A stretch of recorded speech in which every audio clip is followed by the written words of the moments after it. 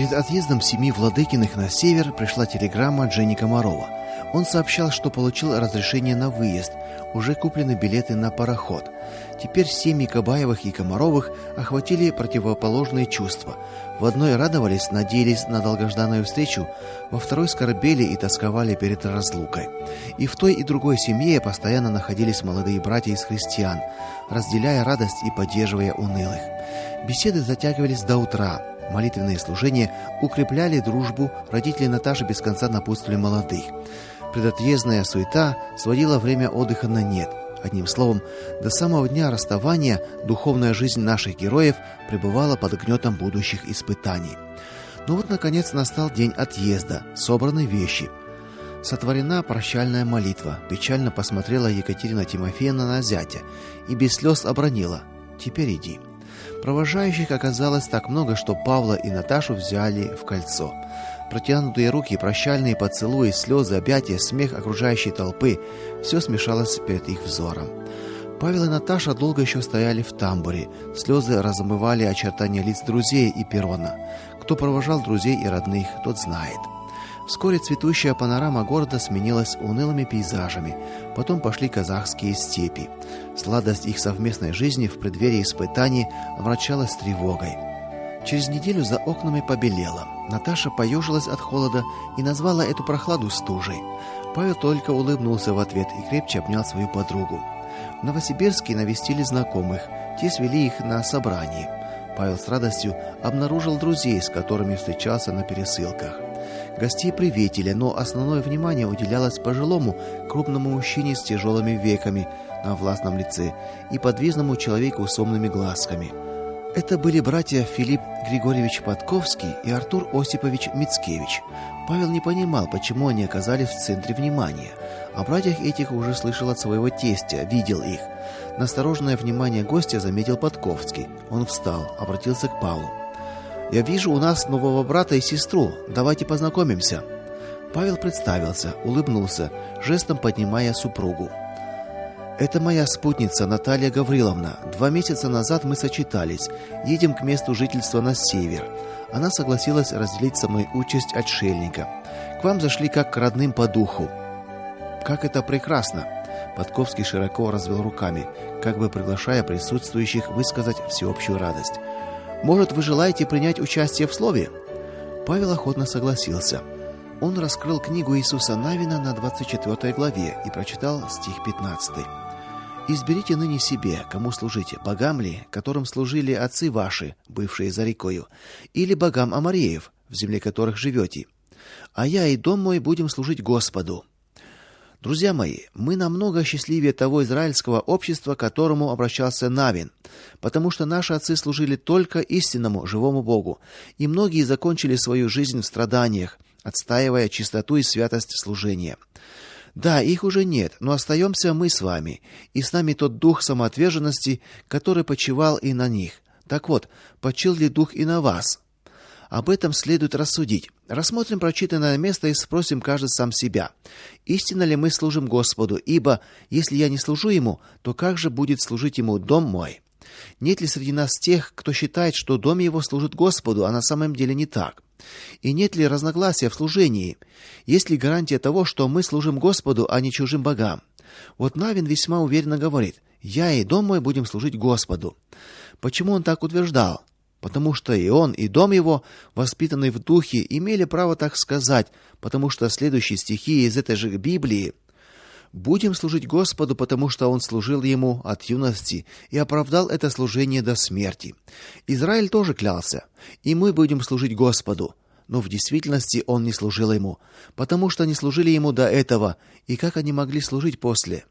Обращаясь со словом к собравшимся, Павел краем глаза все же отмечал некую подвижность Подковского, будто он хотел призвать к краткости, будто давал понять, что проповедь затянулась. Павел видел и то, что не все в равной степени внимали ему. Были и такие, которые слушали его со слезами на глазах.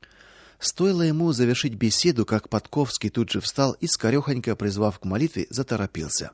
Сославшись на занятость, он пожал на ходу руку Павлу. «Жду вас завтра до 12 часов. Со спутницей. Адрес вам скажут». «Да ведь я проездом». И слушать не хочу. Вы должны посетить меня непременно. Мицкевич стоял тут же и своим видом, улыбкой как бы подтверждал сказанное. Непривычный тон, категоричность требования смутили Павла. В прошлые годы он не мог смотреть на служителей церкви иначе, как без внутреннего трепета. Считал себя бесконечно счастливым, будто кто из них обратился к нему. В те времена речи проповедников звучали для него неземной музыкой. Здесь же чувство подсказывало ему: тут все иначе. Даже тональность разговора, подобная категоричность чаще всего исходила от властей, которые управляли его судьбой. А тут получалось, что он обязан был выполнить требования брата. Пока я свободен от многих обязательств, ибо являюсь слугой моего Господа. Да и сложившиеся обстоятельства требуют того, чтобы в первую очередь отдал предпочтение тем, с кем уже знаком, связан обещаниями. Подковский вроде и не возражал, но как бы и не слушал объяснения Павла, лишь похлопал по плечу и удалился. Павла окружили верующие, среди них бросалась в глаза старица. Она пробралась поближе и, покачав головой, обронила: "Я вижу, вы знакомы с нашими старшими братьями, с Филиппом Григорьевичем и Артуром Осиповичем. Вас приглашают, вам дают слово. Это милые братья. День и ночь пекутся они о стаде, а вы?" Павел догадался, что она недовольна малым почтением, оказанным им служителям церкви, и возразил: "Да мы целый день только и слышим о славословии в их адрес. Что ж тут добавить? Пускай их доблести остаются вместе с ними, а я бы желал сказать о тех, кто томится в неволе за имя Господа". Старица досадливо отмахнулась: "Ах, это неволя, только и слышишь об этом. Кому интересно слушать сейчас протестантские лохмотья, крики и побои? Тот, кто оказался мудрым, уже давно не сидит, радуется полученной свободе, вернулся к своим семьям и к церкви. Если же те, которые через свое упорство и гордость ищут приключения, так пусть и пеняют на себя". Окружившие Павла братья и сестры возмущенно загудели: "Да как вы можете? Стыдитесь, фарисейка!" Такая реакция оказалась для старицы совершенно неожиданной. Она тут же выбралась из кольца и, озираясь, шепча недостойные слова, заспешила к выходу. До поздней ночи засиделся Павел в гостях, отвечал на вопросы, спрашивал сам, и незаметно разговор свелся к истинной свободе служения. "На мой взгляд, это мнимая свобода, братья", заключил он. "Можно сказать, свобода в кавычках. Так сложилось, что на следующий день выпало свободное время. Тут-то и вспомнил Павел предложение Подковского. Время было позднее, когда они постучались в дверь. Брат сердито отворил ее и с укором взглянул на часы. "Огорчен вами. Ждал до 12. У меня есть к вам вопросы, а времени на длительную беседу не остается". Подковский, как бы смилостившись, пригласил их в комнату. Едва опустившись на стул, Павел заметил: "Напрасно вы раздражаетесь, ведь у меня были хлопоты с билетом, багажом и прочим. Что касается беседы, я к вашим услугам". Подковский примирительно поднял руки. "Простите, с утра жду вас и хотел бы вручить вам материальную помощь". Подковский торжественно протянул Павлу сверток с деньгами. Нет". Павел даже покраснел от волнения. "За этим вы меня ждали совершенно напрасно. Денег у вас я не возьму". Теперь пришел черед краснеть Подковскому. Он явно не рассчитывал на отказ, скорее ждал благодарности. "И это у вас". "Как не возьмете? Почему?" "Прежде всего потому, что я в помощи не нуждаюсь. У меня, слава богу, есть на жизнь. Во-вторых, потому что я вас не знаю". "Да как же не знаете?" Подковскому вернулось раздражение. "Так вот и не знаю. Знавал, правда, прежнего Филиппа Григорьевича как верного слугу Божьего в Сибирском братстве баптистов. По журналу, конечно, знавал. Теперь же вы не тот, вы служитель всех Б". Подковский пожевал губами, подыскивая ответ. Наконец нашел его. "Понимаю вас и скажу так, хоть и обиден для меня ваш отказ, но в то же время и радует. В молодом проповеднике и такая принципиальность. Радуюсь вашей строгости, она нынче так необходима. Признаю за вами искренность и высоту духа. Что же касается всех Б, наверное, вам не нужно лишний раз объяснять положение всех Б и его служителей. Да, им поставили некоторые компромиссные условия, но ведь именно ценой этих уступок мы получили возможность открыть собрание во многих местах, здесь, да и в Ташкенте. Но, дорогой брат, мы не нашли иных путей, кроме как тех, что предложили власти. Зато мы сохранили братство. Будем надеяться, что в дальнейшем Бог пошлет нам возможность вернуть прежние позиции. Поэтому средства, которые хочу вам дать, пришли чистыми путями из рук верующих. и они должны пойти на помощь такому же чистому сердцем христианину-страдальцу. Не приму, Филипп Григорьевич, хоть и чистые пути, по которым они шли, да сам источник нечист. Ошибаетесь, думая компромиссами обставить противников. Богу хитрецы не нужны. Тех же, кто остался верным ему до конца, он найдет. Дело свое он совершит, на том поставит печать. И видно будет всем, дело это Божье, перед ним враги бессильны. И как же вы собираетесь отвоевывать сданные позиции? Чем воевать собираетесь, если уже сдали оружие Божье? Скажу вам прямо, ни вы, ни потомство ваше не вернут прежней позиции баптистов. Господь же воздвигнет другое наследие, от другого корня, как было во времена Саула и Давида. Молчавший до сих пор Мицкевич живо встрял в разговор. Мы просим вас убедительно, если не для себя, так для друзей примите. Это вчера собирали присутствующие на собрании, собирали тайно от скорбящих сердец помощь. Это другое дело, согласился Павел. Для моих томящихся друзей, братьев и сестер это будет в самом деле помощь. Благодарю тех, кто разделяет в душе тяготы христианских страданий. Подковский вытер навернувшуюся слезу. Склонили колени в молитве. Павел благодарил Бога за предоставленную возможность установить связь между скорбящими душами. После молитвы он проговорил: вот узбеки говорят, что арычная вода, протекая каналами, очищается через километр, и способствует этому свежая зелень. К чему вы это? К тому, что даже нечистые пути оздоровляет свежая поросль. Вам бы проповедником у нас послужить, перевел разговор на другую тему Мицкевич. А я бы хотел расспросить вас, какие связи есть с заключенными братьями? Поддерживаете ли вы их, каким способом? Несете ли вы в местах скорбной юдоли служение? Какие именно и кем уполномочены? Прямо как в кабинете следователя, подумал Павел. Напрасно хотите сделать меня собеседником в этих вопросах. Приезжайте сами, будем рады вам, а беседовать об этом я отказываюсь. Разговор как-то смяли, неловко пообедали, и с великим облегчением Павел покинул дом Подковского.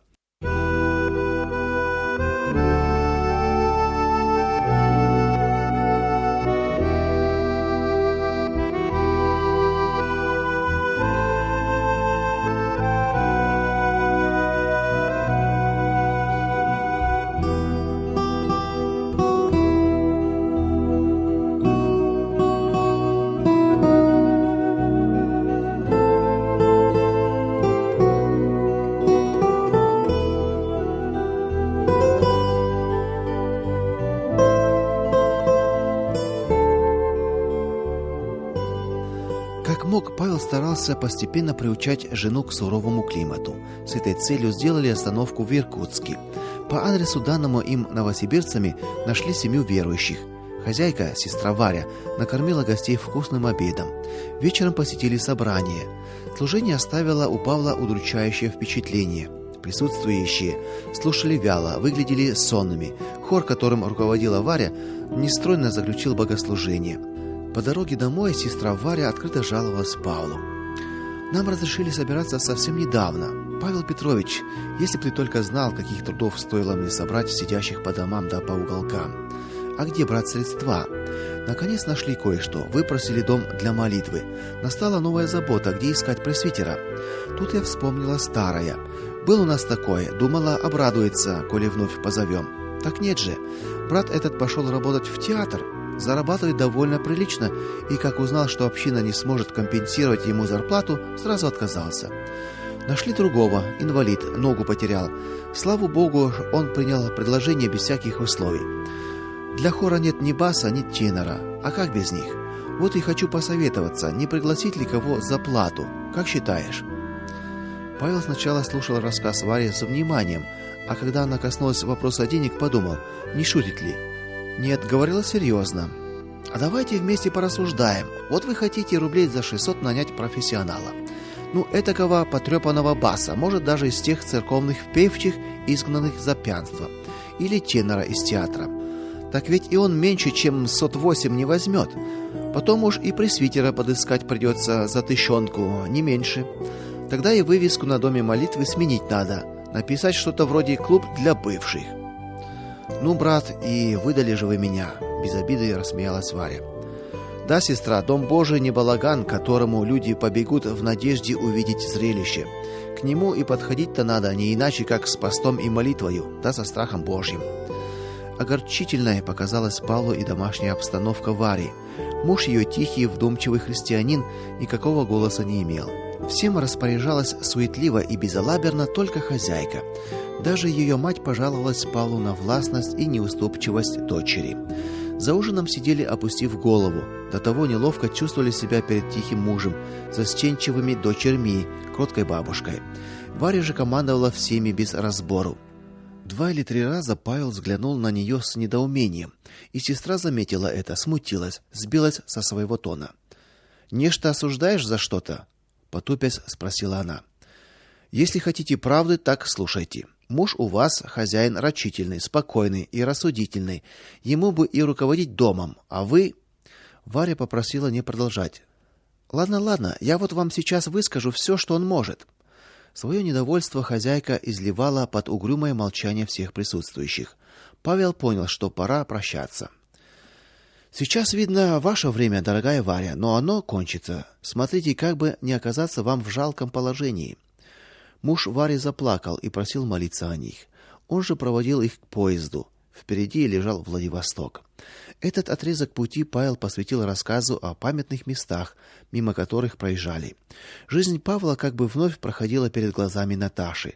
Угрюмое ущелье Скалы, достопамятное Облучье, дорога на Кожевничиху, центральная тюрьма под горою, перекосившаяся избушка, в которой отошла в вечность Зинаида Каплина, Соколовская падь с развалинами страшной лесной фаланги с Кутасевичем во главе, туннель и лагерь с серенькими домиками, среди которых хотенка деда Архипа печально поприветствовала наших путешественников одинокой обгорелой трубой. Наконец Павел, почти не отрывавшийся от окна, увидел и свой Харав, та же скалистая осыпь и вершины сопок, вздернутые к небу. Панорама воспоминаний оборвалась у станции Известковой. Приближался Владивосток, и пора готовиться к выходу. В порту висел мягкий туман, тоскливо выл ревун. К пароходам змеилась очередь суматошно орущих пассажиров. Павел сходил в контору, отметился, получил продовольственные карточки, сдал багаж. Потом они отыскали укромный уголок и принесли благодарность Господу. Наташа предложила в оставшееся время разыскать своих поверий. И тут им повезло. Первая женщина, встреченная ими у водопроводной колонки, указала на соседний дом. Вышла хозяйка, узнав, кто они, сразу же пригласила в гостеприимный дом. Здесь рассказала о положении общины. Она давно распущена, собирается тайком по квартирам. Многие отошли от общины, сердца других покрылись коростою отчужденности. Через час к беседе присоединились несколько сестер и брат. Посетили семью бывшего пресвитера, выплакавшую слезы по дорогому мужу и отцу, сгинувшему в застенках мрачной тюрьмы. Несколько христиан, влекомых Духом Божьим, пришли к осиротевшей семье, и таким образом составилось собрание. Особенно умилили верующих дети, выступившие с чтением стихов и пением псалмов. Павел узнал и о сетовании христиан. Наблюдение за такими собраниями поручили сестрам, которые не проявляли достаточно рвения, и молитву творили каждый по личной инициативе. С великой скорбью на сердце покинули владыкины разоренную общину. До отправления парохода на Колыму оставалось время, и решили посетить Сучан, городок, в котором уже пришлось бывать Наташе. Усердное обращение к Господу за помощью привело их в этот город без затруднений. День был субботний. Встретила их знакомая Наташи. Она знала ее с детских лет и обрадовалась чрезвычайно. Им дали приют и ночлег. Утром пригласили на собрание. Сердце Павла ликовало от того, что в этих глухих местах он нашел общину, схожую с той, в которой проходило его детство. Здесь он узнал об одной истории, свидетельствующей о христианской стойкости баптистской общины. Когда-то собрались для богослужения верующие со своими детьми. В то время, как они славили Господа, дом молитвы окружила злобствующая толпа. С бранью они потребовали покинуть помещение и разойтись. Никто, однако, не двинулся с места. Раздались беспорядочные выстрелы, верующие заперлись изнутри. В ответ на буйство сатанинского племени христиане преклонили колени и предали дыхание свое Господу. Вдруг раздались удары молотков. Негодяи заколачивали окна и двери. Цель же их пока была неясна. Один из верующих подсмотрел, что налетчики обкладывают дверь хворостом. Они сожгут нас, С воплем кинулся он к молящимся.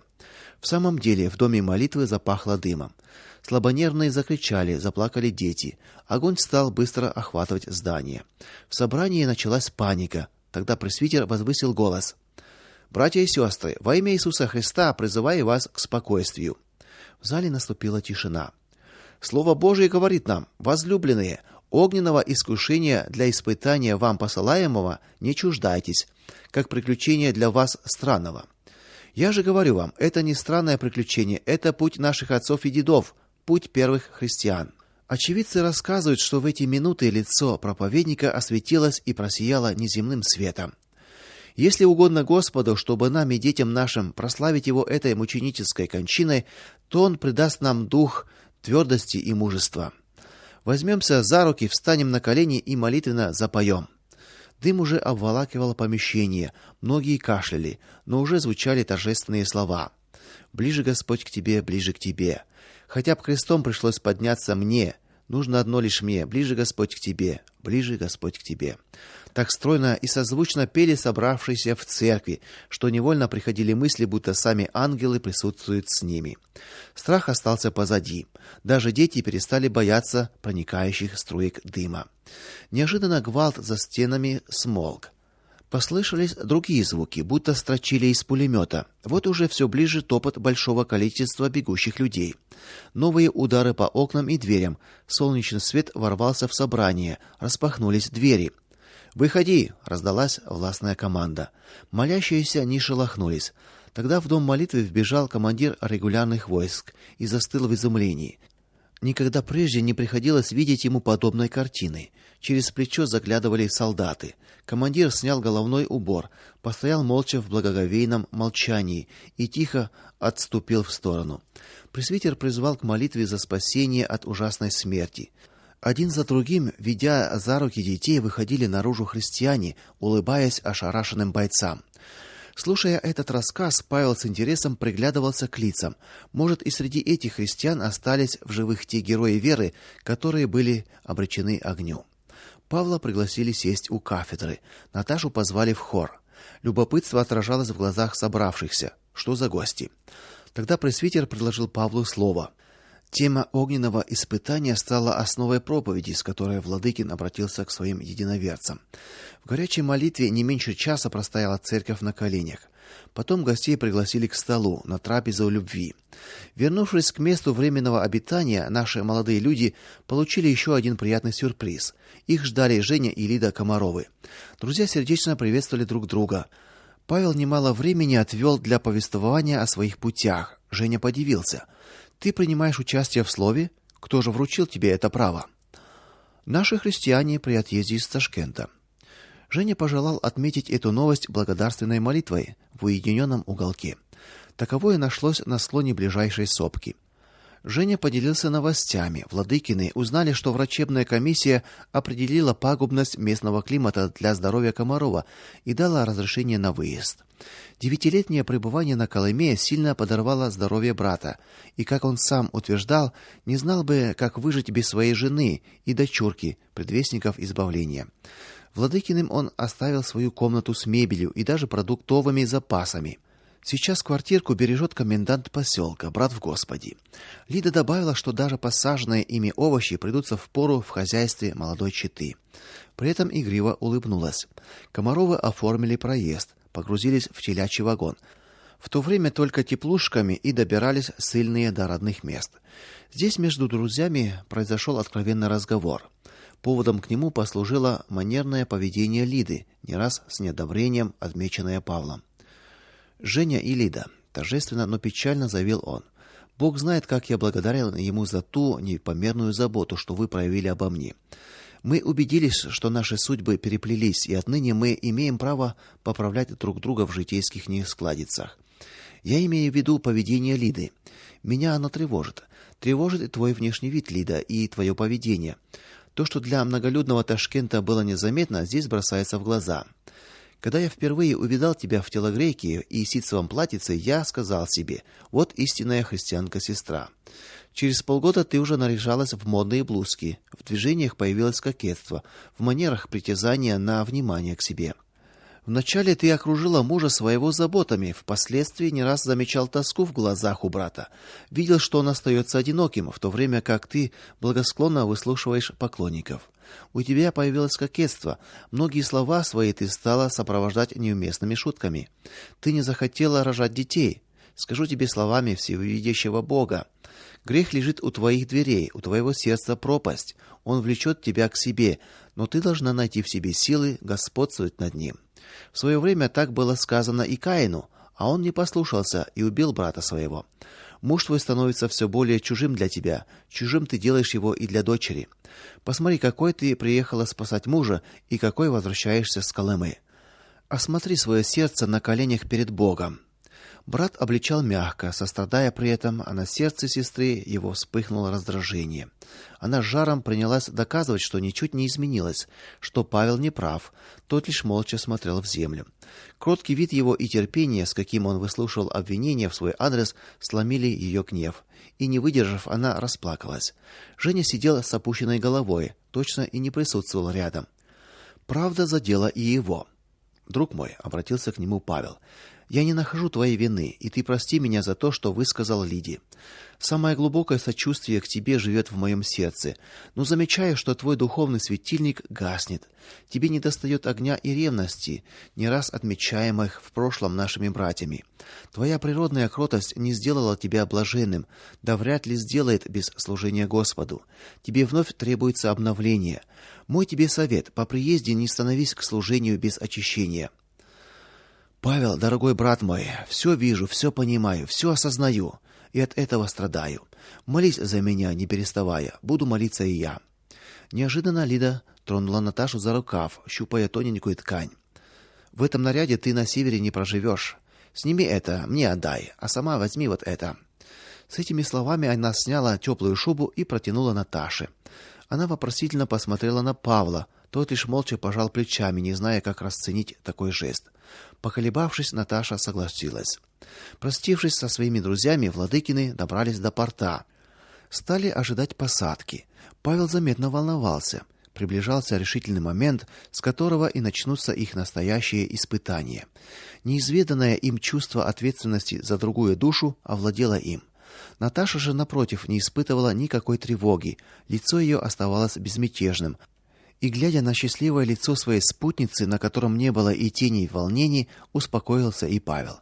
Что же с того, размышлял он, что ледяная стихия стала для него родным домом? Ведь сумел же он с помощью Господа выжить в ней, преодолеть страх перед суровой будущностью, падал на дно уныния и поднимался вновь. Так будет же отныне уповать он на могущество и милосердие Божье, не один, а вдвоем со своей дорогой Наташей. И, придя к такому заключению, повеселел.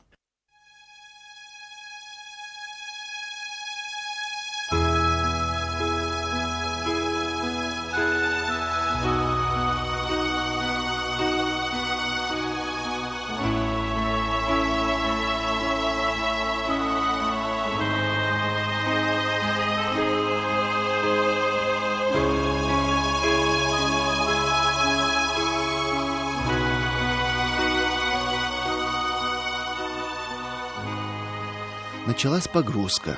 Нутро теплохода содрогалось от работы мощных двигателей. Скрипели талии, над портом гремели слова команды. Наташа доверчиво держалась за руку мужа.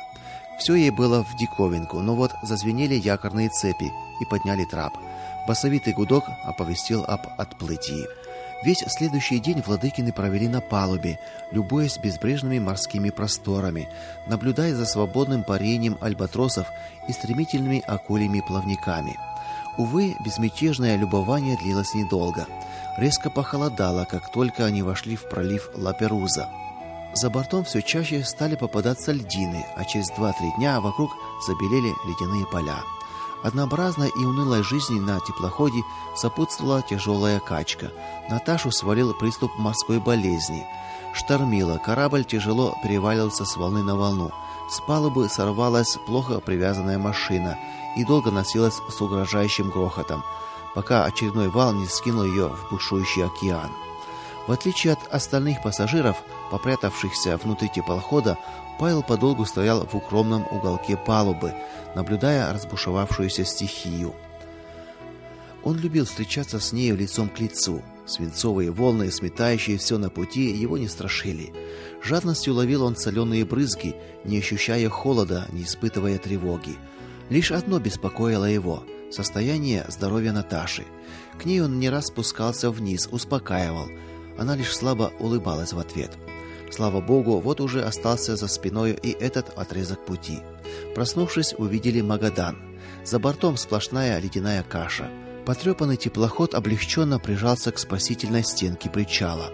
Кутаясь в подаренную Лидой шубу, со страхом глядя на клубящиеся снежные тучи, повисшие над сопками, Наташа ступила на берег. Заканчивался июнь. Боже, каким суровым оказался он в этих краях.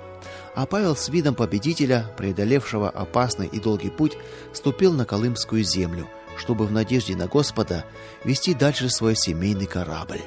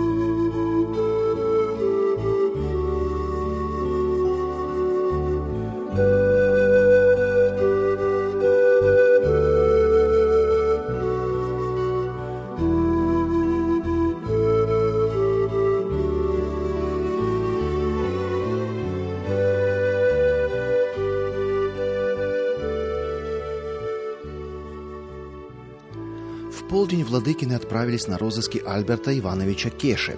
Сверившись с адресом по письму, которое вручили им братья, они сравнительно легко нашли дворец культуры. Мальчик из танцевального ансамбля, репетировавшего в фойе, метнулся за ним за кулисы, успев сообщить, что нужный владыкиным человек здесь большая личность. Кеша не заставил себя ждать. Убеленный сединой почтительного вида старец вскоре появился на сцене. Если это он, невольно подивился Павел, то как он смог оказаться в этом вертепе? «Кто здесь ожидает Кеши?» – любезно осведомился старец. «Мы!» – Павел шагнул навстречу, радушно протягивая руки. «Чем могу служить?» «Мы знаем, что вы христианин. Принесли вам приветы от наших дорогих друзей, от Александра Васильевича». Кеша взял письмо, жадно впился в строки. Лицо его просияло. «Как приятно! Из самой Москвы. Павел и Наташенька, уж простите, так буду вас называть. Мне извинительно, все-таки 70 лет. Как же вы тут приживетесь?» «Да мне не привыкать», — улыбнулся Павел. «Я ведь тут уже 11 лет». «Боже!» — всплеснул руками Кеши. «Так вы знали Магадан еще деревянным?» «Знал и таким. И я не меньше тут прожил. Здесь я лишился своей милой спутницы. Расстался с сыном. Теперь он в Барабинских степях томится». Альберт Иванович признался в своем духовном ослаблении. Виной чему стало одиночество и отрыв от Слова Божьего. Павел предложил ему поучаствовать в вечере Господней, с чем тот радостно согласился. Изумительный старый пилигрим. Каким ветром занесло его в эти края, и где обретет он концы своих путей. Только ради него можно навещать Магадан, столицу сурового северного края. Из Магадана путь наших страдальцев уходил в тайгу. Двигались мшистыми сухими террасами около речушек, обогревались и пили чай в редких поселениях, порой состоявших из 2-3 домиков, вдыхали прохладу снежных языков, белеющих между сопками. Наташа не переставала удивляться, ведь в это время в Ташкенте уже лакомятся вишней и огородной зеленью, а тут все еще властвует зима, ну и пейзажи. В Усть-Амчук автобус пришел без опоздания. На остановке их встретил брат, предупрежденный телеграммой. Он и проводил их в ту комнатку, что оставили Комаровы. Наташа тихо ойкнула, когда вошла в чистую, хорошо натопленную комнату. Во всем чувствовалась рука гостеприимного хозяина. Заботливый брат приготовил и чай. «Еле сдержал атаки претендентов на ваше жилье», — сказал он. «Пусть же благословение и на вас распространится, брат и сестра». К вечеру потянулись гости, сослуживцы Павла. Знакомились с Наташей, в который раз ставили чайник, пели гимны, читали вслух Слово Божье, молились. Супруги радовались тому уюту, который согревал их сердца, столько лет протомившиеся в одиночестве. Правда, не все так безоблачно складывалось на семейном горизонте. Павла направили в тайгу. Наташа всплакнула, представив и свое одиночество, и тот образ жизни, в котором придется находиться Павлу. Павел же не страшился трудностей, но разлука с любимой стала испытанием и для него. Баркас бросала из стороны в сторону. В этом месте река особенно бурлила. «Наверное, так складывается и моя жизнь с Наташей», — думал Павел. «Кидает нас по стремнине, а причала и не видно». Через 50 верст нашли остаток базы, причалили, разбили палатки, кинули сеть. Через час весело забулькал котелок. Правда, все эти мелочи таежного быта, прежде так радовавшие Павла, уже меньше волновали его. Но работа есть работа, и нечего раскисать, думая об оставленной семье. К работе спускались по реке, шли вдоль берега. Павел предложил сработать плот. Застучали топоры. К обеду сплотили 20 бревен. Не учли, однако, времени года. Река обмелела. Маневрировать оказалось сложно. В результате плот налетел на камни и перевернулся. Груз пошел ко дну. Люди ухватились за ветки тальника, выбрались на берег. В полночь испуганная Наташа впустила еле живого мужа. Начальник партии дал Павлу пару дней для отдыха. Повидался с навестившим их Кеше. Тот и сына привез, и радостью поделился, что ушел из Дворца культуры, посчитав неприличным более находиться в этом вертепе. Павел уговорил Наташу отправиться с ним вместе в тайгу для знакомства с условиями его работы. Те же 50 верст на этот раз одолели вместе. В партии обрадовались появлению женщины, шутили. Вот и повариха. Но Наташа храбро вызвалась сопровождать мужчин в топографических изысканиях. Уже на следующий день отправились на разведку. Опрометчивая Наташа даже сапожки не переобула, ноги сбила в кровь. Пришлось Павлу рвать рубаху и менять чулки на портянки. Немало пришлось им помыкаться по тайге, сбились с пути, наткнулись на палатку геофизиков, переночевали и наутро, освеженные и бодрые, наловили рыбы. На базе прожили Владыкины до глубокой осени.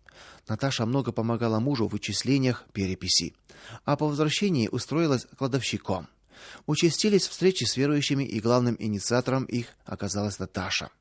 Как правило, все воскресенья начинались с проповеди и заканчивались трапезой любви. В эти часы пели гимны, читали стихи. К обычной проповеди Павел приглашал и соседей по дому. Ох, злые людские языки, не смогли умолчать, донесли оперуполномоченному. Тот круто взялся за коменданта. Пришел и показал письмо от Подковского и Мицкевича. Так, мол, и так был у нас Владыкин, беседовал, содержание беседы такое. Павел выслушал это сообщение молча и в душе поскорбел за своих братьев, вставших на службу к властям. Торжественно отметили Рождество. К покаянию пришел один из приближенных, не пропускавший ни одной беседы. На другой день их навестил брат Илья, таежник, суровый и молчаливый человек, попросил Библию. Павел прежде не знал этого человека, но, по словам его и молитвам, заключил, что он из православных. Гость слезами оросил Библию, поданную Павлом, и рассказал следующее. В те тяжелые годы, когда верующих лишали свободы, он пришел к выводу, что священники нечестно служат в храме, и вышел из клира. Далее он служил по избам, толкуя Библию так, как ему представлялось правильным. За это и взяли. Очутился на Колыме, и здесь не перестал служить Богу. Сошелся близко с разбойником, осужденным за убийство, полюбил его и молился за него, пользуясь взаимным расположением. Он-то и надоумил брата Илью наведаться в Усть-Амчук, где, по слухам, можно найти Библию. «Растолкуй-ка ты мне, братец», — попросил Илья, — «Писание, как понимаешь, а уж я приму ровно от самого Спасителя». Беседа завершилась молитвою. Вроде бы Илья понял свои заблуждения и обещал привести раскаявшегося разбойника. Не обманул. Вскоре они пришли из тайги. Образовалась группа боящихся Господа, человек до 10. Они и составили первое собрание. Тем временем Наташа стала ожидать дитя. Тут начались морозы, оскудело питание. Душа супруги затосковала. Стала просить Павла, не пора ли молить Господа об освобождении. В сновидениях Павел уже дважды получал такое откровение и решил начать свои ходатайства. История с разрешением выехать на материк после 12-летнего скитания в неволе повторилась. Сначала долго тянули с ответом, потом дали разрешение. Наташа уволилась, стала собирать вещи и даже места на пароходе заказали. Вдруг снова отказ. Велено ждать до лета. Отчаяние захлестнуло Владыкиных, обрели духовное равновесие только после совместной молитвы. Ловкие люди советовали Павлу прибегнуть к помощи медицинской комиссии, придумать болезнь и добиться своего. Павел отказался, возложив надежду на Всевышнего. И путь открылся. Владыкины получили разрешение вылететь домой на служебном самолете. Новость на несколько часов сковала им руки. Затем начались поспешные лихорадочные сборы. Утром перед домом просигналил автобус. Павел передал ключи брату-коменданту с пожеланиями, чтобы в этих стенах продолжало прославляться имя Иисуса. Сняв шапку, в последний раз оглядел вершины сопок, на которых уже плавился рассвет. До сего места помог нам Господь, не оставляй впредь. Шофер усмехнулся. Жалко расставаться, что ли? Ныряйте скорее и плюйте позади себя. Конечно, мы рады возвращению, но скажем словами Библии: межи мои прошли по прекрасным местам, и наследие мое приятно для меня. Псалом 15, стих 6. И в природе, и в сердцах Владыкиных царило ликование. Автобус летел как птица, отважно штурмовал перевалы, карабкался на подъемы. Павел пустился в воспоминания, но, заметив, что Наташа погрузилась в дремоту, умолк.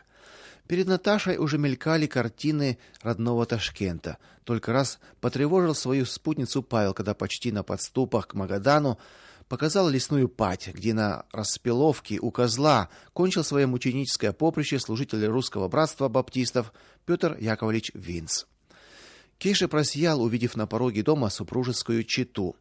Он охотно вызвался провожать Владыкиных к административным лицам, от которых зависело оформление документов, а вечером за чаем признался: "А я вот никуда, видно, отсюда не уеду. Просил за сына, вскоре его отопируют в наши края. Сам освобождаюсь через пару месяцев, но мне, видно, такой паспорт дадут, что впору искать вторую Колыму. Наскитался уже чрезмерно. Теперь я решил, останусь здесь. Есть у меня несколько адресов, братья дали. Спешусь, авось кто-нибудь из верующих сестер согласится разделить со мной одиночество. Хоть на старости лет пожить по-семейному. Что вы на это скажете?" Павел категорически замотал головой. "Ни в коем разе. Жить здесь, ходить по костям умерших людей, видеть дороги, по которым прошагали миллионы обреченных душ, невыносимо. Мой совет один: выбирайтесь отсюда, немедленно уезжайте, а уж как там будет, укажет Господь. Также и с перепиской. Найти себе друга жизни в вашем возрасте — это посмеяние над своей старостью. Не обольщайтесь. Сын сам начнет устраивать себе гнездо. Наступит ли мир в таком доме? На материке достаточно вдовиц, с которыми вы познакомитесь лично. Уж непременно найдется такая, что посчитает для себя великим служением перед Господом согреть вашу старость. На нас вы не смотрите, тут судьбы несравненные". Альберт Иванович заметно сник, даже расстроился. "А я уж все продумал до деталей. Нет, не смогу изменить плана". "Для чего ж тогда спрашиваете совета?" "Не думал, что надо смотреть на жизнь так, как вы изложили. Вот вы составили свой план и уже полюбили его. А если он не от Господа? Как станет Бог ломать ваш план, так и почувствуете боль. Ведь Слово Божие говорит достаточно ясно: предай Господу путь твой, и Он совершит". Настоящим испытанием терпения стали для них ожидания погоды в аэропорту. Пассажиров, летящих рейсом в Хабаровск, более 10 раз возвращали в город. Люди прощались с домашними и спустя несколько часов вновь попадали в их объятия. Наташа осунулась, побледнела. Павел извелся. Неожиданный вызов в комендатуру добавил беспокойства и тревоги. Но, слава богу, все обошлось. Произошла обычная административная проверка. Снова поехали в аэропорт. Вот уже время вылета, вот уже взяты чемоданы и... Внимание, внимание! К сведению пассажиров, вылетающих рейсом Хабаровск. По метеословиям рейс откладывается на завтра. Завтра картина повторяется. Через неделю аэропорт вообще закрыли для всех рейсов. Наташа ходит сама не своя, все чаще прикладывает руки к животу. А в глазах так и читается немой вопрос: когда же? А что мог ответить ее супруг? Павел предложил провести день в посте, молиться. Так и поступили. Уже к вечеру знакомые сообщили: аэропорт открыт. "Милый", грустно сообщила наутро Наташа. "Продукты кончаются, завтра нечего будет есть, уже идет к тому, что и надежды тают". Она говорила это в аэропорту, где они снова услышали привычную фразу о плохой погоде в Хабаровске. Пассажиры разошлись. Павел мысленно воскликнул: "Боже, защити". Тихо стало в крохотном зале ожидания. Слышно, как за стенкой стучат костяшками на счетах. Так проходит 5-10 минут, полчаса.